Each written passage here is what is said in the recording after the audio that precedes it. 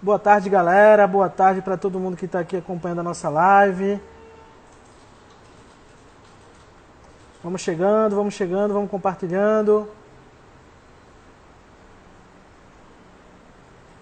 Vou voltar aqui para mim.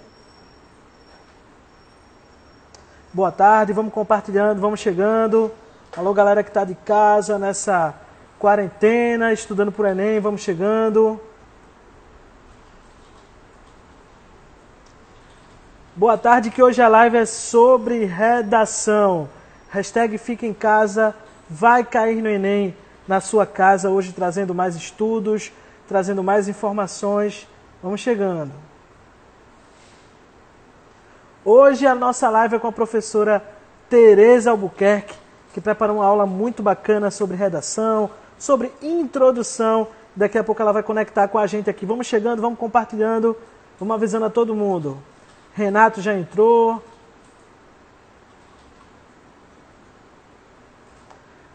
Temos também a Dai, que está aqui acompanhando. Clécio dizendo que a Tereza é maravilhosa. Hoje a gente tem introdução como tema da nossa live aqui, direto do Vai Cair no Enem. Já estamos conectando. Deixa eu só me apresentar rapidão. Olá, professora, boa tarde. Oi, Natan. Essa quarentena, né, amigo? Pois é, mais uma vez é um prazer contar contigo. Quero desde já te agradecer pela tua participação. Um momento difícil, toda a sociedade. Só me apresentar, que eu não me apresentei. Sou Natan Santos, jornalista aqui do Leia Já. Olha como a redação está com pouca gente. Isso não quer dizer que nós não estamos trabalhando muito para deixar todo mundo muito bem informado, né, sobre essa questão do coronavírus. Muita gente fazendo home office. Quando necessário, algumas equipes vão às ruas. E a gente continua aqui com esse projeto, com o Vai Cair no Enem, levando conteúdo para quem está em casa. Professora, seja bem-vinda. Como a senhora pode descrever esse período de quarentena para a senhora e para os seus alunos? Veja, eu criei um verdadeiro mutirão, né, de atendimento online. Por exemplo, todas as minhas professoras, elas estão atendendo online com horários específicos. Eu já passei para os alunos. Aí faço podcast, live, as aulas no Google Classroom. Eu tento fazer tudo para estar próximo deles. Agora, eu acho que essa é a tendência de todos os professores, né? Todos os professores, de alguma forma, estão dando esse apoio. E é importante. Porque, assim, acredito que haverá uma solução para essa problemática. O mundo não vai poder parar. Então, quando isso ocorrer, o aluno não pode estar atrasado, entendeu? Ele tem que avançar. A gente tem que avançar como se vírus não existisse. Pelo menos é importante que ele estude em casa, que ele não saia de casa e que ele tenha esse suporte. Perfeito, professora. Tem muita gente perguntando se a nossa live vai ficar salva. Nossa produtora Tainá Guiar já está gravando a live para vocês conferirem depois no nosso YouTube, youtube.com/. Vai cair no Enem. Tainá, todo mundo aqui da produção, a Digi, todo mundo já está gravando tudo para depois a gente disponibilizar essa live, tá? Professora, o isolamento, ele é complexo. Há pouco eu estava conversando com Soraya, que é psicóloga. Ela vai participar da entrevista em breve conosco. E, de fato, esse isolamento pode trazer algumas consequências para os estudantes. Antes da gente entrar na aula, como é que os estudantes podem controlar a ansiedade nessa fase? Inclusive, tem gente questionando, vai ter o Enem, não vai ter o Enem, até agora nenhum posicionamento oficial do INEP, então a gente considera que as datas estão mantidas. Como é que a gente pode fazer para combater a ansiedade nesse momento difícil? Veja, para esse aluno que está nessa maratona do Enem, eu acho que essa responsabilidade, minha opinião, tá? Ela é muito mais dos professores. São as alternativas que os professores podem dar, tá certo? Via online, para poder suprir essa ansiedade. Por exemplo, se ele tiver um ritmo de estudo, se ele tiver esse acompanhamento, eu acho que isso ajuda muito, entendeu? E outra coisa, ele tem que otimizar esse tempo dele. Porque, sinceramente, não vai deixar de ter universidade. Não vai. Ele tem que entender que o Enem vai ter. Se o Enem vai ser adiado ou não, é irrelevante. Eu vejo isso como algo irrelevante. Agora, acreditar que não vai haver o Enem, eu acho que é acreditar que a humanidade vai se acabar, o mundo, o Brasil, que eu acredito que não. Porque a gente está pensando muito no problema do coronavírus. Eu sei que ele é um problema sério. Mas a gente tem uma coisa chamada tecnologia da informação e comunicação. Se a gente parar para fazer uma reflexão e pensar como seria essa situação, por exemplo, há 100 anos, veja, aí eu acho que seria muito mais grave. Entende? Então, hoje não, a gente tem a tecnologia da informação, a gente tem a ciência, tá certo? A gente tem a bioética aí. Então, eu acredito que vai haver uma resolução para esse problema. Agora, o mais importante é seguir as recomendações, é não sair de casa.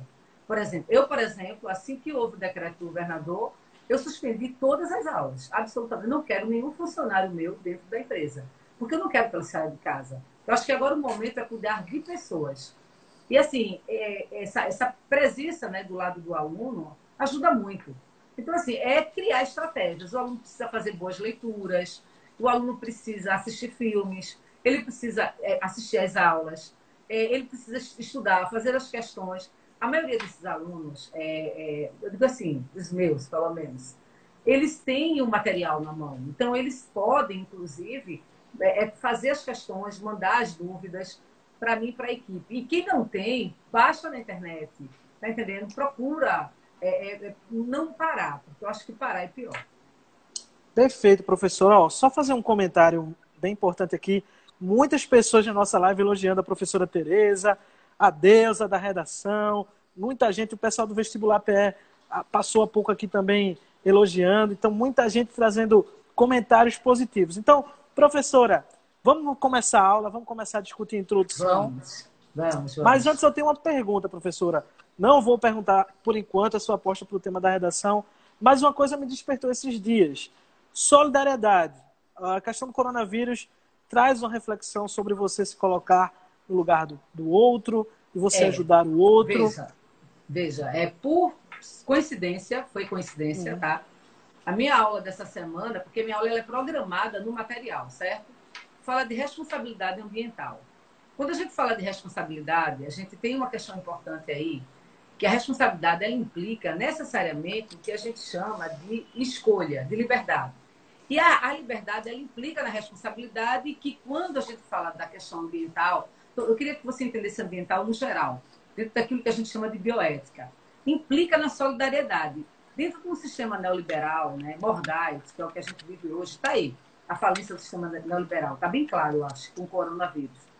Falar de sustentabilidade, falar de solidariedade, se colocar no lugar do outro, entender essa pandemia como um problema, assim, no caso, né, universal, nesse sentido, de certa forma, trazer o discurso da solidariedade para mais perto. Porque, por exemplo, eu acredito que haverá mudanças no discurso neoliberal. Tem que haver. Porque o Estado ficou bem claro para o Estado hoje, tá certo? Que esse modelo, lamentavelmente, ele não dá certo. Ou o Estado traz com mãos de ferro, a nossa economia, assim, até mesmo nossas relações culturais, sociais, ou, lamentavelmente, a gente está passando por essa situação, por essa omissão. Então, a questão da solidariedade, ela existe no momento de crise. E aí é um pensamento que já vem sendo trazido desde o momento que a gente fala de sustentabilidade, de responsabilidade ambiental, da minha preocupação para com o outro. Eu acho que a tendência é essa. Eu acredito. Eu acho que essa crise ela veio para a gente fazer essa reflexão. Perfeito, Até porque o professora. vírus, ele pega assim, não existe distinção. Rico, pobre, não importa. Ele vai atacar Perfeito. tudo. Ó, quero pedir aqui para a galera mandar perguntas, tá? Mandar questionamentos sobre redação, sobre esse momento atual. A nossa produção já está recolhendo algumas perguntas, inclusive que nós fizemos antes de começar a live. Então, daqui a pouco, a nossa apresentadora, Tainá Guiar, vai trazer algumas perguntas aqui para a professora Tereza. Professora, é contigo. Vamos embora para a aula. Vamos lá, vê. Eu deixei o material aí para vocês, não é isso? Eu não sei se vocês disponibilizaram. A gente pode disponibilizar depois na Então, matéria. pronto, vai disponibilizar. Eu resolvi discutir, de uma certa forma, uma parte importante que é a estrutura da redação e, basicamente, a introdução. E por que a introdução? Porque as pessoas acreditam que a introdução é sempre uma apresentação do tema. E, às vezes, banalizam essa mesma introdução. Então, eu resolvi discutir a questão da introdução para orientar o aluno que essa introdução ela é fundamental porque ela diz respeito àquilo que a gente chama da competência 3 do Enem, que seria, né, a organização, seleção dos argumentos. Por que eu estou falando a questão da organização e seleção dos argumentos? Porque a introdução seria um caminho, né, é um modo de dizer ao leitor aquilo que você vai escrever e discutir dentro do texto. Então, a banalização em relação a essa informação faz com que o aluno, muitas vezes, faça uma introdução incompleta. Né? O aluno não diga o que vai dizer no D1, o que não vai dizer no D2, quando isso é uma exigência. Por quê, Tereza? Porque todo texto ele precisa de um planejamento. Né? O Enem é muito claro em relação a isso. Na competência 3 do Enem, diz respeito ao planejamento textual. Então, esse planejamento ele já é colocado, ele já é indicado na introdução do texto. Então, eu achei melhor a gente trabalhar essa questão. Aí você vai dizer assim para mim, né, Natan? Professora, então me diga como seria uma introdução perfeita. Veja, a introdução perfeita ela está ligada diretamente ao repertório cultural e de conhecimento do aluno. Tá? Então, assim, não existe uma redação perfeita caso você não tenha conhecimento, ou não estude, ou não. Aí você vai dizer, mas Tereza, eu poderia decorar partes de uma introdução, necessariamente, tá certo? Eu acredito que isso é um absurdo. Por quê, Tereza? Eu vou explicar. Porque vai depender da temática. Por exemplo, eu vou fechar aqui uma estrutura básica daquilo que a gente chama de introdução textual, certo? O que seria uma introdução textual? Vamos pegar aqui para orientar os alunos. Por base, a gente diz que toda introdução textual ela precisa ter uma contextualização. Essa contextualização, ela necessariamente não precisa ser um dado histórico ou informação da área de história, mas pode ser qualquer informação relativa ao tema. Então, por exemplo, eu poderia usar um dado histórico, uma informação histórica, um dado estatístico. Eu poderia utilizar uma definição do problema. Por exemplo, eu quero fazer uma discussão sobre a questão do que seriam as doenças globalizantes, que é essa pandemia que a gente está vivendo. E eu quero fazer uma definição do que seria isso. Eu posso, tá certo? Eu posso. Mas posso usar, por exemplo, um livro, um filme, tá certo? Só que o que é que a maioria dos alunos fazem nesse primeiro momento? Lembrando que eu estou dividindo a redação em 3 partes, viu? Primeira parte é a parte da apresentação. Eles geralmente colocam conteúdos que não têm nada a ver com o que eles estão discutindo. Então, isso gera um problema gravíssimo na competência 2 e 3. 3, porque quem lê o texto vai perceber que a pessoa está forçando a barra ali, um determinado filósofo, por exemplo, que não tem nada a ver com o que se está discutindo. Vou dar um exemplo, claro, para ficar interessante para o aluno, tá? Que está no material que eu disponibilizei para vocês. Se eu estou falando de educação, vamos dizer que eu esteja discutindo o problema da evasão escolar no Brasil. Veja, não é interessante que eu fale que, segundo Bauman, né, há a superficialidade das relações sociais no pós-moderno. Porque esse pensamento de Bauman, por mais lindo que ele seja, e ele é natural, acho lindo esse pensamento, ele não tem nada a ver com o que eu estou discutindo. Então é importante que eu coloque Paulo Freire, porque Paulo Freire é um teórico da educação. Entendeu? Vamos dar um exemplo aqui bem claro, bem claro. Você tem uma noção do que eu estou dizendo.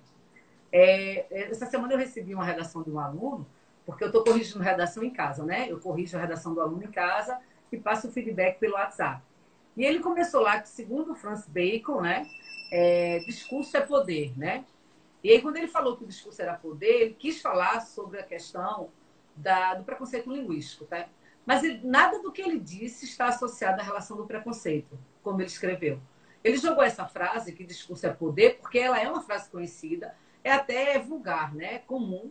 E ele quis, de certa forma, trazendo qualquer filósofo, fazer com que o texto ficasse um texto que contemplasse aquilo que o Enem pede, que é a transversalidade de conteúdos. Porque isso é uma exigência da competência 3 no Enem. Mas eu peguei uma briga com ele no WhatsApp, ele ficou rindo, né? Porque não tem nada a ver, o que ele escreveu não tem nada a ver. Se ele tivesse colocado ali, Natan, Cebolinha, da Turma da Mônica, que troca o R pelo L, e o quanto Cebolinha sofre esse preconceito, teria muito mais força de discurso. Então, assim, nessa minha primeira parte, que essa primeira parte é a primeira parte da contextualização, eu tenho que aproximar aquilo que eu vou colocar, tá certo? Com a temática textual. Não é interessante que eu tente forçar, porque às vezes eu forço, dá errado, e aí eu tenho problemas, infelizmente, na competência 3, na 5. E detalhe, eu já estou dizendo o nome, é introdução. Então, no momento que eu tenho introdução, o leitor ele tem que ter vontade de ler o texto. Eu tenho que ter uma introdução motivadora. Então, quando ele vê você discutir uma coisa que não tem nada a ver com o que você está comentando, obviamente você perde tempo. Aí você vai dizer assim, mas Tereza, eu queria aproximar, mas não dá. Às vezes o aluno tem maneira de colocar a seguinte frase, trazendo esse discurso para a realidade, mas esse discurso não tem nada a ver, tá certo, com aquilo que se está tratando. Vou dar outro exemplo. Professora, desculpa interromper bem rapidinho. Muitas pessoas estão perguntando sobre o material. Quando a gente finalizar a live, a gente vai subir essa live no nosso YouTube, youtube.com.br Vai Cair no Enem, e vamos anexar esse material numa reportagem, numa matéria do Leia Já. A gente vai fazer um resumo nessa matéria da live com a professora Tereza Albuquerque e vamos disponibilizar esse material no leiajá.com. Mas tudo isso vocês vão ver nos nossos stories. A gente vai subir depois o material da professora Tereza nos nossos stories. Então, não se preocupem que acabando a live, a nossa produção vai colocar nos stories hoje ainda. Pode prosseguir, professora. Pronto. Só para amarrar essa ideia, vou dar um exemplo de um filósofo muito utilizado, Pierre Bourdieu, com o conceito de hábitos. Eu tenho mestrado em História, eu trabalhei com Pierre Bourdieu no mestrado lá na Federal. Pierre Bourdieu, quando fala da questão do hábitos, ele está focando no discurso do preconceito. Aí eu pedi uma redação sobre água, aí o aluno falou que, segundo Pierre Bourdieu, hábitos da sociedade, aí começou a falar do conceito de hábitos. Porque ele está confundindo o hábito com o hábito de estragar a água. Entendeu onde eu estou querendo chegar? Não posso. No caso, Bourdieu não disse isso. Então, essa parte tem que estar bem entendida. Eu vou usar a contextualização em cima daquele assunto que eu estou tratando. Aí vem uma segunda parte, que essa parte é de Tereza. Porque eu criei isso aqui, tá? Eu criei. Essa informação que eu vou dar, para mim, ela é a mais importante dessa live, viu? Porque se o aluno entender isso, Natan, ele não mais vai ter problema com fuga ao texto. Pelo menos no primeiro momento, ele vai mostrar ao leitor que sabe o que está fazendo. Né? E qual é essa informação que Tereza criou e eu exijo que os alunos façam. Eu exijo. Um dos maiores problemas da competência 2 do Enem é a fuga temática. Às vezes o aluno tira 0 e ele fica triste porque acha que ele não sabe escrever. Não tem nada a ver. Ele tira 0 porque ele dá fuga ao tema. Então, veja, não adianta ele pedir o Enem um tema sobre a democratização do acesso ao cinema e o aluno falar apenas dos artistas e os problemas dos artistas, né? Com a indústria cultural e a falta de apoio do governo federal. Isso não é o tema da redação, entendeu? Não é. O tema é a democratização do cinema. Então, assim, esse é um problema grave na competência 2. Como é que eu faço para ajudar a não fugir ao tema e conseguir, Tereza, entregar ao leitor do Enem uma informação coerente daquilo que eu estou dizendo? Para ele entender que eu entendi o tema. Sobretudo o tema do Enem, porque o tema do Enem, cada vez mais, ele é complexo. Você pegar, o do ano passado não, que eu achei que ele foi bem tranquilo, porque ele foi mais objetivo. Mas se você pegar os últimos anos do Enem, você vai ver que há uma complexidade da temática, tá? Então, assim, ele pergunta sobre a manipulação do usuário por meio de dados. Sempre, geralmente, na maioria das vezes, assim, os últimos 4 anos, os temas são meio complexos, tirando do ano passado. Então, uma coisa para você fazer, para não fugir, é na introdução, presta atenção em mim, meus amores, pelo amor de Deus, é na introdução fazer um resumo da temática que ele dá. Ele não está dando tema, procure fazer um resumo da temática. Tente explicar ali, logo em seguida, quando você faz a contextualização, você puxa para a realidade atual, tá certo? Porque você tem que fazer a contextualização atrelado ao que ocorre agora. Então, se você falar de Cebolinha, por exemplo, num texto como preconceito linguístico, você tem que dizer que muitas crianças hoje sofrem desse preconceito como Cebolinha sofreu. E aí você puxa para fazer, logo em seguida, aquilo que a gente chama de paráfrase, um resumo da temática do Enem, da temática da redação. Porque quando você faz um resumo, você está dizendo ao teu leitor que você compreendeu a proposta de redação. Isso é muito importante. Meu aluno hoje ele é obrigado a fazer isso. Ele sempre está colocando dentro do texto meio que um resumo daquilo que ele pede na temática textual. Tranquilo? Essa é uma segunda parte. A terceira, muitos professores dizem, tá certo? Que não é obrigado a fazer, mas eu vou ser muito sincera. O meu aluno, ele faz. Ele pode não fazer numa prova como o SSA da UPE. Aí ele não precisa fazer. Ele pode não fazer a prova da Católica.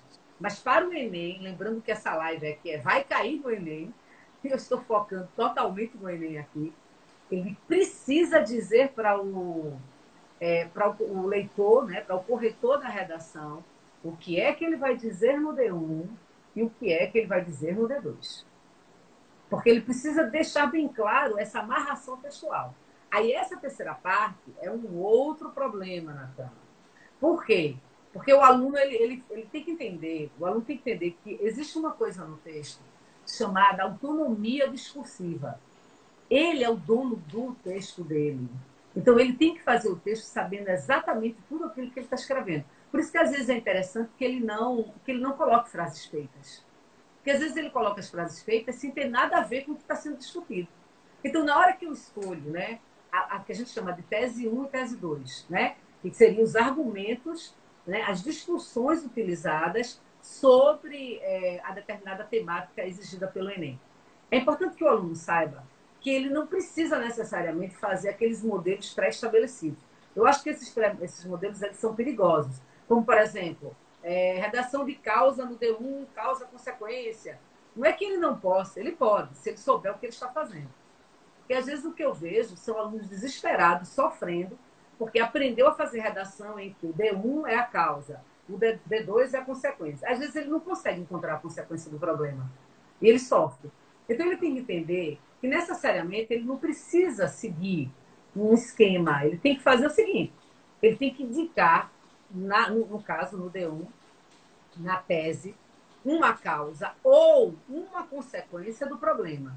No D2, uma causa ou uma consequência do problema. Necessariamente, ele não precisa criar uma fórmula. Necessariamente, não. Porque, às vezes, por exemplo, você compra... Vou dar um exemplo. Vou pegar aqui. É porque eu acho que dando um exemplo fica melhor para o aluno. Fica mais prático, né? Fica mais prático. Depressão, tá certo? Eu posso muito bem, tá certo? Trabalhar como causa a questão da depressão, a superficialidade das relações sociais. O preconceito que se tem em relação à doença, que é a depressão. E eu posso dizer que esse preconceito agrava a doença, até porque as pessoas não conseguem ver a depressão como uma realidade, uma doença. Ninguém chega para o depressivo, né, e entende muitas vezes o que ele passa. Muito pelo contrário.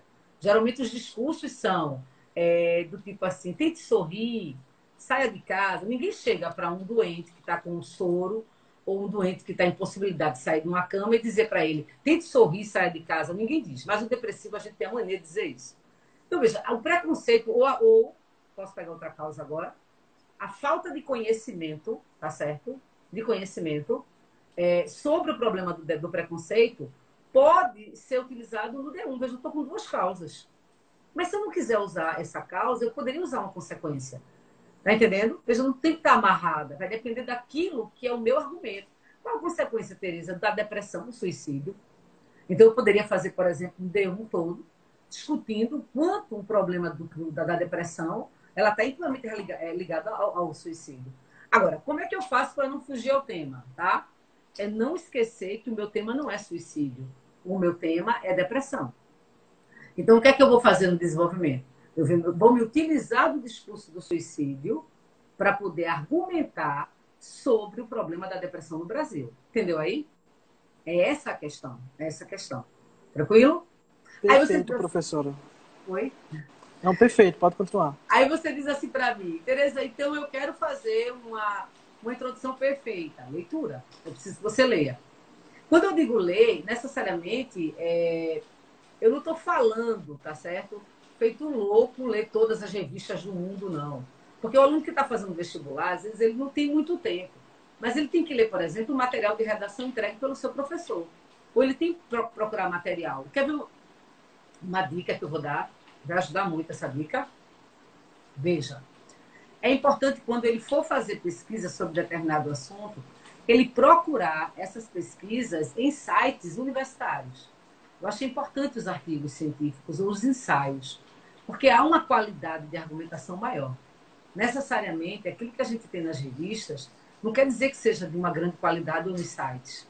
Então, quando você pega, por exemplo, um pesquisador, por exemplo, uma das aulas que eu vou dar é sobre a questão da importância do museu, né, como ponto fundamental da cidadania.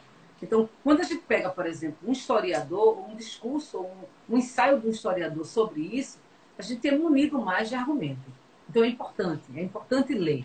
É importante entender que aquilo que eu digo na introdução é fundamental para fazer com que ele fique ou não. E tem a quarta questão, que eu acho que essa é a mais difícil, Essa aí, geralmente, é aquele aluno que está acima dos 920.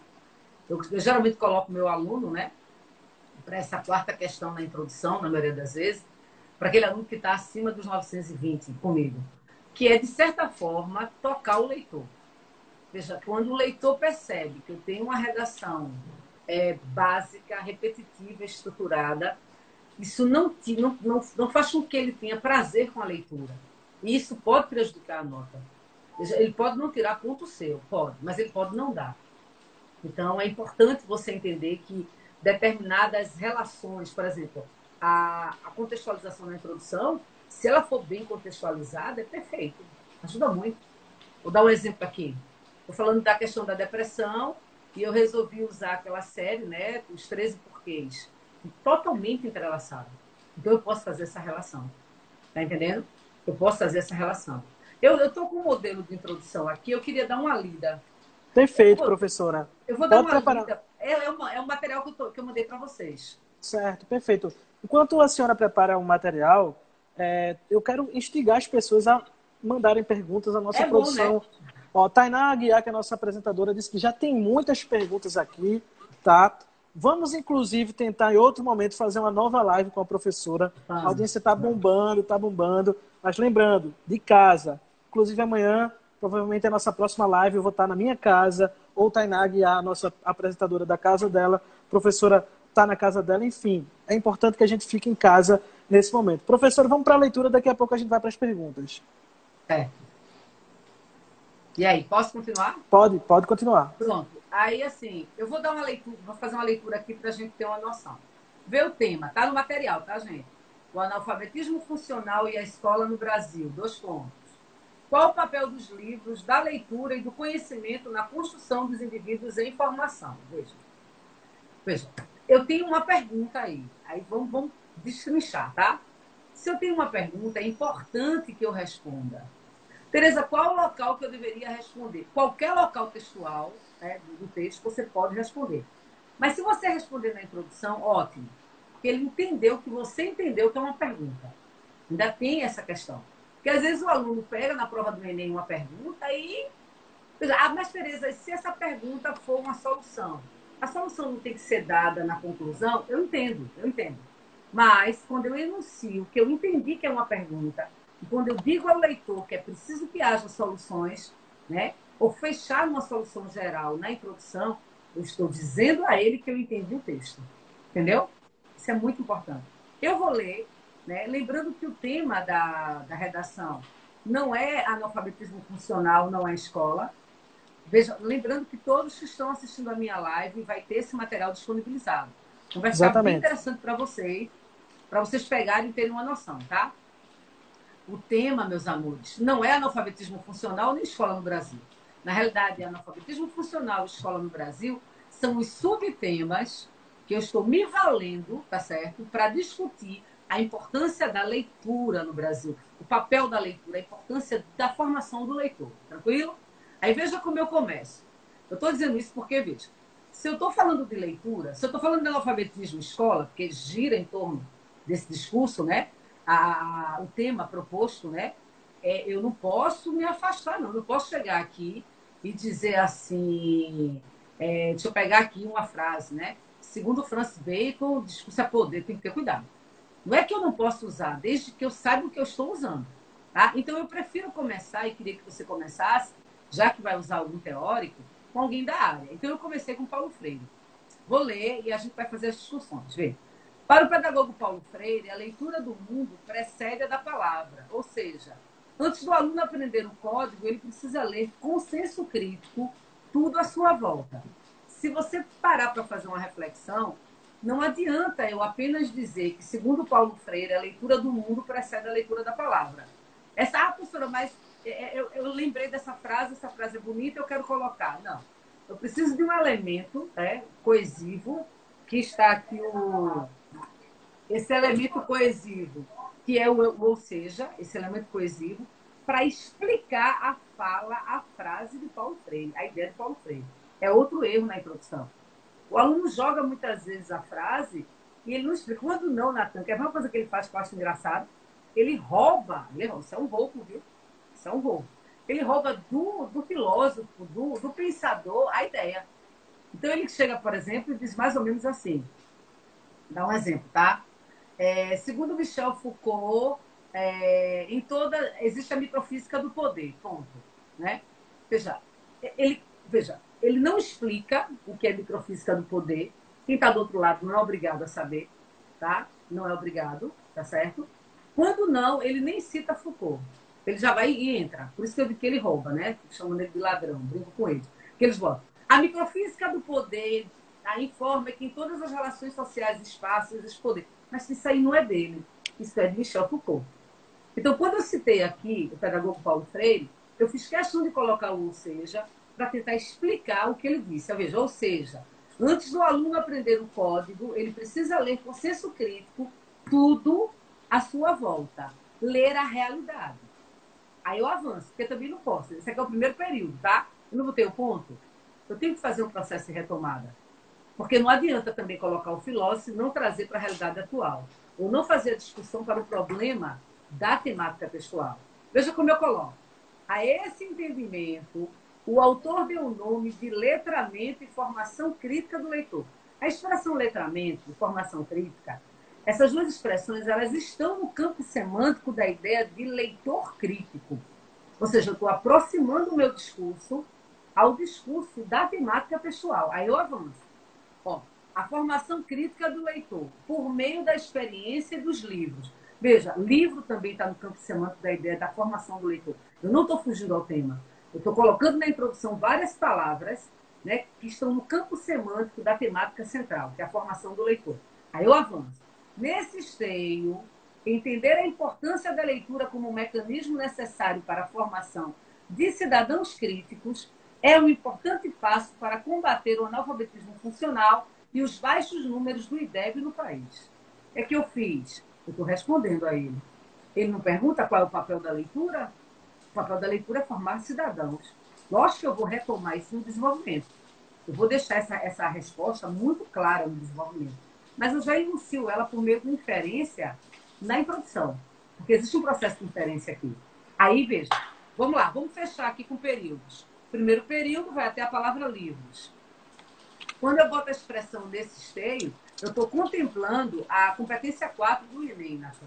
Que competência 4 é essa? A competência da articulação das ideias. Eu não posso colocar uma ideia sem fazer uma relação com a outra. Então, quando eu boto nesse esteio, eu retomo tudo que eu disse sobre Paulo Freire. Avanço para uma paráfrase do tema e logo em seguida eu coloco dessa forma, veja que eu botei o ponto, tá? Aí dessa forma, aí eu vou dizer o que eu vou dizer no D1, o que eu vou dizer no D2. Dessa forma, discutir sobre o ensino tradicional de língua portuguesa e a falta de infraestrutura das escolas para a efetivação da leitura entre nossos estudantes são questões necessárias para combater o analfabetismo. Aí eu fecho. Entendeu? Perfeito, professora. Muita gente elogiando. Era bom saber as perguntas, porque eu quero responder todas. Sim. Vamos passar agora. A importância desse nosso trabalho, o seu trabalho, Natan. Fiquei muito feliz. Essa preocupação, tá certo? Do vai cair no Enem, de estar levando para o aluno a aula. E é bom que você faça isso com todos os professores. É muito importante isso, porque esse suporte. O aluno tem que entender que ele não está sozinho. Estamos aqui, Natan. Sempre. Perfeito, professor. Eu agradeço muito mais uma vez a professora Tereza, sempre disponibilizando sua agenda para o Vai Cair no Enem. E com certeza a gente vai fazer muitos trabalhos, muitas lives para levar o melhor conteúdo para os nossos estudantes. Vou passar a bola aqui agora para a Tainá Guiar, tá? Ela é a apresentadora do Vai Cair no Enem, que vai trazer algumas perguntas para a professora Tereza. Tainá, é contigo.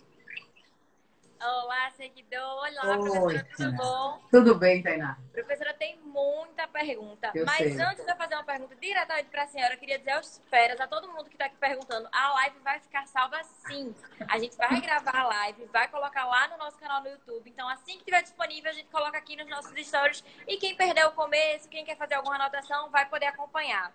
E agora vamos para as perguntas, porque os seguidores estão afiados. A Isa perguntou como expandir o conhecimento em argumentos de autoridade. Pronto. A primeira coisa que a gente tem que fazer é reduzir o número de argumentos de autoridade. Porque, veja, o que é que acontece? O aluno tem a mania de querer ler, ver, entender todos os filósofos. Não vai dar tempo. Porque é uma diferença muito grande, né? Eu até brinco. Eu digo que o meu aluno, ele é jovem por erro. E o Enem, lamentavelmente, ele sacrifica esse aluno jovem. Porque o Enem, ele tem como base a prova de redação do Enem, o Enem como um todo, mas sobretudo a prova de redação, o que a gente chama de capilaridade de conhecimentos. É transversalidade de conhecimento. Só que esse conhecimento ele se dá com o tempo e com experiência, com estudo. Então é muito injusto pegar um aluno de 17 anos, 18 anos, 19 anos e querer que ele saiba de todos os filósofos ou a maioria dos filósofos. É impossível.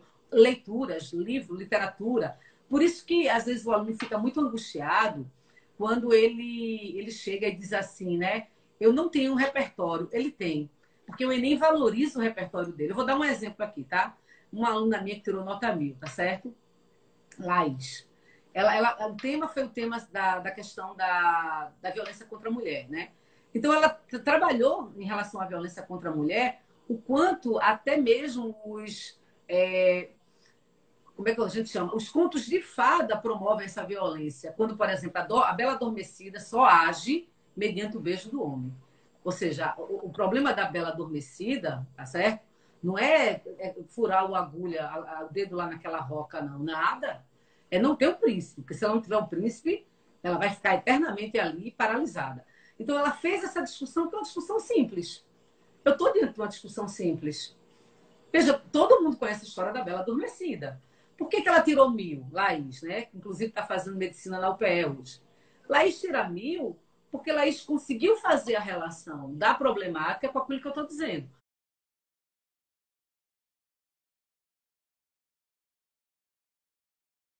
Por exemplo, eu tenho uma aluna minha que lá, na época que eu trabalhava, né? Nem tinha um curso ainda, mas dava aula de redação. Ela tirou 1000 na redação do Enem, naquele tema sobre a publicidade infantil. E ela falou da Porquinha Peppa.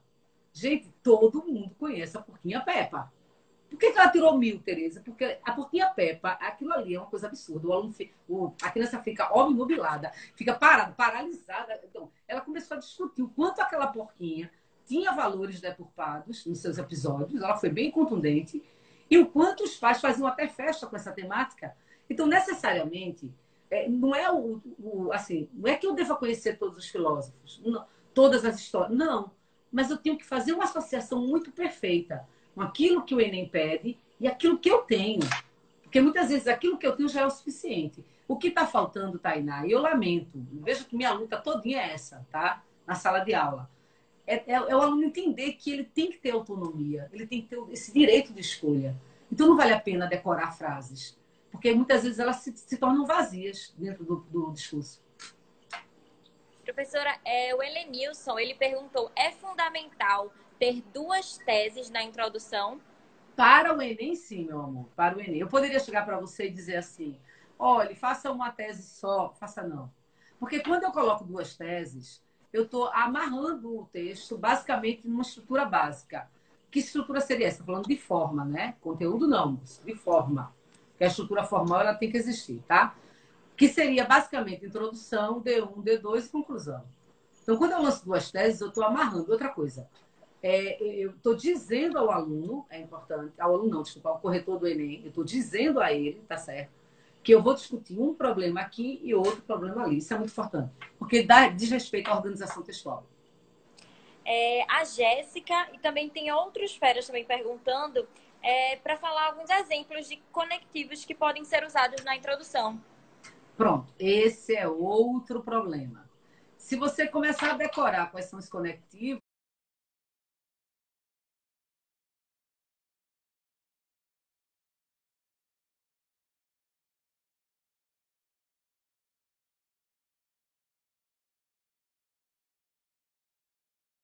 tem que decorar. Tem que entender quais os que eu posso usar. Agora, você pode pegar uma lista deles. Isso aí não quer dizer que você não pegue. Só não faça disso uma redação pronta. Faça não. Porque se você não entender o conectivo, usar errado, aí é pior para você. E o que pode ajudar nesse momento é treinar, né, professora? Escrever mais redações, praticar mas, assim, mais, que aí a você prática, vai saber o que escrever. Associada a saber o que é que eu estou fazendo. Do ponto de vista linguístico, o que é que eu estou fazendo? O que é que eu quero com essa introdução? Eu acho que é o crime perfeito. Vamos pensar assim. Eu queria que todos os meus alunos fossem criminosos, né? Metaforicamente falando. E que criasse aquela redação perfeita. Porque ele tem que se antecipar ao leitor. Então, ele não pode deixar uma redação, por exemplo, com problemas de coesão textual, porque ele resolveu decorar determinadas expressões. Não. Ele pode entender, pode guardar algumas para si, mas ele tem que entender se de fato aquelas estão corretas. Porque se ele errar, aí estraga todo o processo. Professora, para finalizar, a gente recebeu uma pergunta que geralmente a gente sempre recebe quando a aula é de redação. É obrigatório ter título no texto? Foi a Isa que perguntou. Veja, Isa, na redação do Enem, não. E o meu conselho, já que aqui é o vai cair no Enem, a gente está fechando aqui tudo no Enem, por favor, não coloque, para você não perder uma linha. Uma linha no Enem é precioso demais. Outra coisa, se você errar no título, né, você vai causar problema de compreensão para a redação. Por exemplo, você pode colocar um título que não tem nada a ver com o que você está discutindo, ou deixar um título vago. Não é interessante. E detalhe, você não tem tempo para pensar na redação, porque tem a prova de linguagens e a de humanas. Então, você não pode, você tem que pensar como construir o texto. Imagina tu passando 10 minutos, 15 minutos tentando fazer um título fantástico. Faça não, faça não, faça não. A não ser que ele surja. Tudo bem, ele surgiu. Você está escrevendo um texto, está lá o tema, aí você lembrou de uma frase, quer retomar na conclusão, que é muito importante, se você fizer isso, a nota vai ser alta, tá? Aí você... Mas ele veio, entendeu? Ele veio. Não é uma coisa que eu estou aqui 20 minutos, 30 minutos pensando qual é o título que eu vou colocar. Até porque não tem tempo para isso. Agora, por exemplo, a prova do SSA, a prova da Católica, algumas universidades do Estado, elas exigem o título. Aí, caso você não coloque a FPS, por exemplo, os meus alunos de medicina aí, uma boa parte deles fazem a prova da FPS. Se você não colocar o título, você perde meio ponto. Então, tem que colocar. Mas o Enem, não. E é isso aí. Antes de finalizar, antes de eu passar a bola para a Natan, professora, obrigada mais uma vez, né, por mais essa participação. E vamos ver se a gente faz mais live, que ficou muita dúvida ainda, mas o tempo é curto, mas a gente vai fazer e vai deixar essa live salva. Então, essa live vai ficar lá no nosso YouTube, youtube.com/vai cair no Enem. Natan, é contigo. Professora, muito obrigado. Quero agradecer aos nossos seguidores, aos nossos estudantes que estão em casa, passando por esse momento difícil. A gente sabe, é complicado. Nós, jornalistas, ainda continuamos na ativa, que é para informar a população e, por exemplo, continuar com esse projeto que é o Vai Cair no Enem. E por isso fica também o nosso agradecimento à professora Tereza Albuquerque. Muito obrigado, professora. Eu que agradeço. Inclusive, só um comentário rápido, é 30 segundos. Você está me dando uma coisa que eu estou amando. O prazer de dar aula. Obrigada, Natan. Muito obrigada. Obrigado, professora. Que é difícil, né, para uma professora não estar na sala de aula. É difícil. Com certeza, imagina, professora. Difícil. Mas, graças a Deus, vocês existem e a gente está aqui e vamos embora. E a missão do Vai Cair no Enem, junto com os nossos professores, que são grandes mestres, a gente tem muito respeito ao trabalho do professor, é levar a educação de qualidade na velocidade da internet. Estamos sempre à disposição. Eu sei que juntos nós vamos passar por esse momento. Professora, muito obrigado. Até a próxima. Certo. Beijos. Beijos. Beijo.